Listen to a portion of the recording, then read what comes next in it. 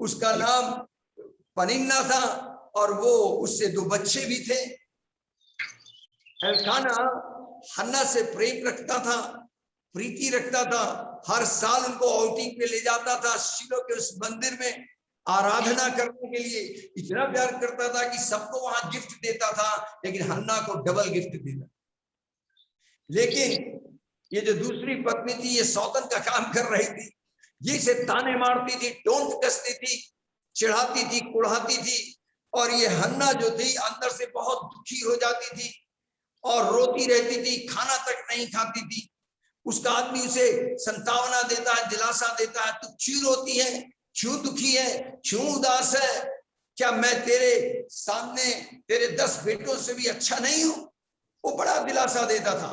हर साल ऐसा होता था, लेकिन हन्ना को ब्रेक थ्रू नहीं मिल रहा था। लेकिन इस बार जब वो मंदिर में लेकर गया तो हन्ना ने अपनी स्ट्रेटेजी चेंज कर दी। उसने कहा मैं अपने परमेश्वर से अपना दुख को वर्णन करूंगी।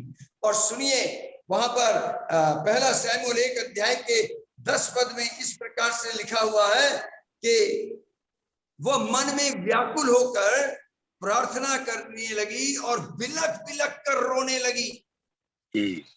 वो दुखियारी अपने वेदना को प्रकट करती है, रो रो कर सारी बातें यहोवा के सम्मुख रखती है। और वहां का प्रीस्ट समझ नहीं पा रहा, वो कुछ और समझता है, वो फिजिकली उसको देखता है, समझता है ये नशे में है। लेकिन ये दुखियारी अपने दिल का दर्द बयान करती है और अपनी प्रार्थना किस रूप में रखती है। वो कहती है 11वें पद में कि मैं आपसे मन्नत मांगती हूं। अपनी पिटीशन कैसे परमेश्वर के सामने ला रही है, देखें। वो मन्नत मांगती और कहती है कि यदि तू अपने दासी के दुख पर सचमुच दृष्टि करे और मेरी सुधि ले और अपनी दासी को भूल न जाए, मींस रिमेंबर मी, और तो अपने दासी को पुत्र दे। वो ये नहीं कहती मेरी कोख खोल दे, मुझे बच्चा दे दे। वो डायरेक्ट कहती है मुझे बेटा चाहिए। अगर तू मेरी इस प्रार्थना को सुनता है, अगर तू मुझे बेटा देता है, तो ये बेटा मैं पूरे जीवन भर तेरी सेवा के लिए तुझे अर्पित कर दूं। अजी जो बाइबल कहती है गर्भ का फल यहोवा की ओर से प्रतिफल है।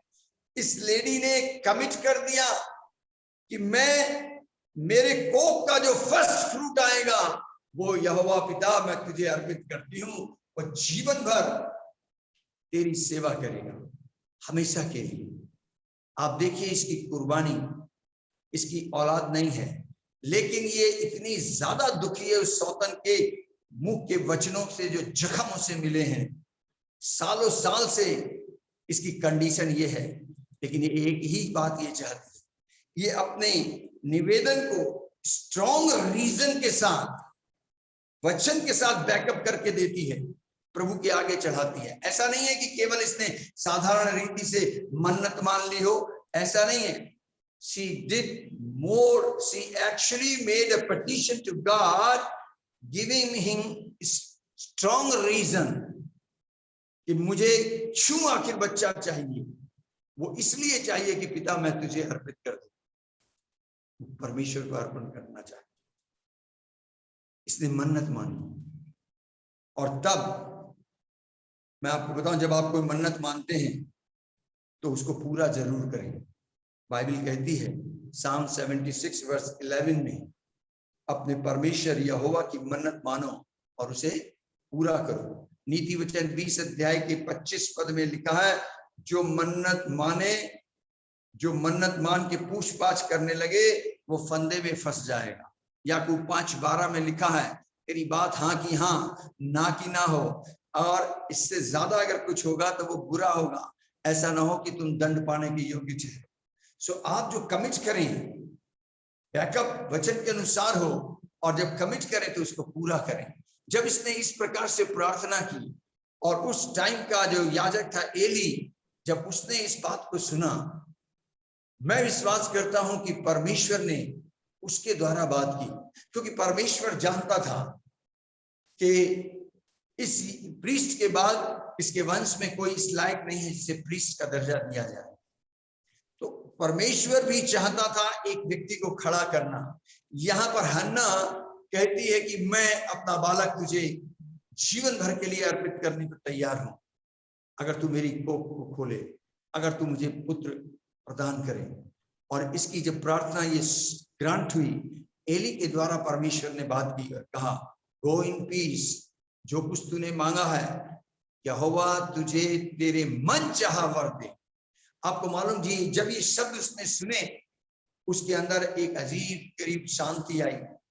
वो चुपचाप अपने घर को चली गई, और लिखा है उसने जाकर खाना खाया और उसके चेहरे पे फिर उदासी नहीं छाई। जब इसने पहली भेंट अर्पित कर दी, बाइबल कहती है 2 अध्याय के 21 पद में उसके 3 बेटे 2 बेटियां और हुई। परमेश्वर ने उसको ब्लेस किया और बढ़ाया।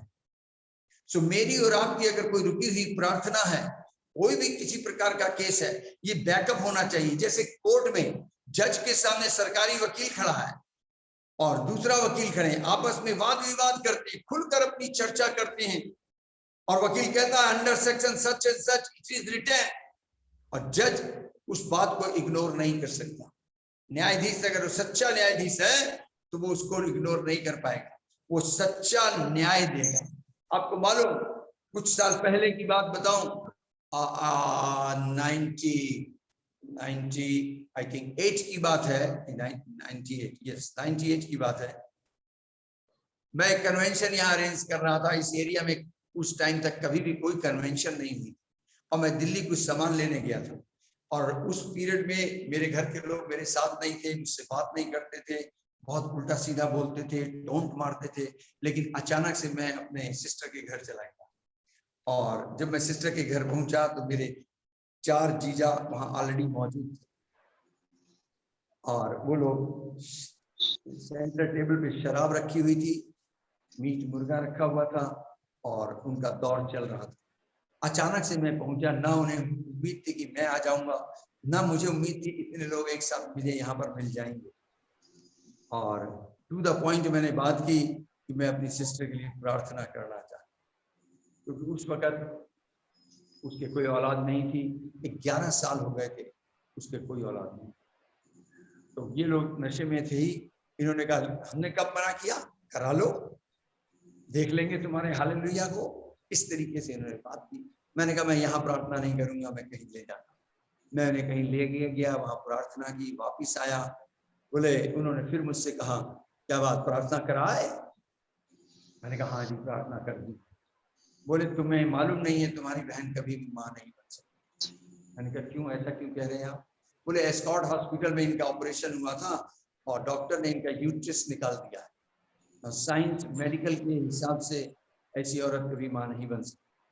मुझे मालूम नहीं था, मैं उनके बगल में सोफे में बैठा था, और अचानक से मुझे जैसे शॉक सा लगता है, ऐसा सा हुआ, तो मैं बिल्कुल घबरा सा गया, अरे ये क्या? और मैंने प्रार्थना की है, और मेरी आंखें बंद हुई, और थोड़ी देर में मेरी आंखें खुली। जैसे मेरी आंख बंद हुई, मेरे सामने 2 वचन आए, और मैं खड़ा हो गया, मेरे अंदर हियाव आ गया। मैंने उनसे कहा आप भी यहाँ हैं और मैं भी यहाँ हूँ, मैं उस जीते परमेश्वर की सेवा करता हूँ जो कुछ नहीं से सब कुछ बना देता है। आमीन। और दूसरा वचन मैंने उनसे कहा कि हमारी बाइबल में लिखा है लाजर नाम का व्यक्ति मर गया था, उसके सारे ऑर्गन, बॉडी के सारे ऑर्गन डेड हो गए थे, उसे कब्र में डाल दिया गया था, 4 दिन हो चुके थे। लेकिन मेरा यीशु जब वहां पर पहुंचा, उसने एक कॉल की लाजर के नाम से, लाजर कफन में लिपटा हुआ जिंदा बाहर आ गया। मैंने कहा मेरे सिस्टर का तो एक ही ऑर्गन डैमेज हुआ है, आप देखना मेरा परमेश्वर क्या कहता। और मैं ये कहकर मैं यहाँ से चला गया, और 2-3 महीने बाद मेरी मम्मी को बुला लिया गया, और विद इन ईयर उसके घर में लड़के ने जन्म ले लिया। मुझे बुलाया गया, मैं हॉस्पिटल गया, टेबल पे लड़का बच्चा था, डॉक्टर कह रहे थे हमें अभी भी यकीन नहीं हो रहा ये कैसे। मैं आपको बताऊं, हमारा प्रभु जीवित प्रभु है, अद्भुत रीति से वो कार्य करता है, अद्भुत रीति से। जब मुझे ये जगह मिली, आपको मालूम मैंने आपको बताया था मैं अपने घर से खाली हाथ आया था, मेरे पास रहने के खर्च खाने की जगह नहीं थी, और मुझे ये जगह प्रभु ने दिलाई।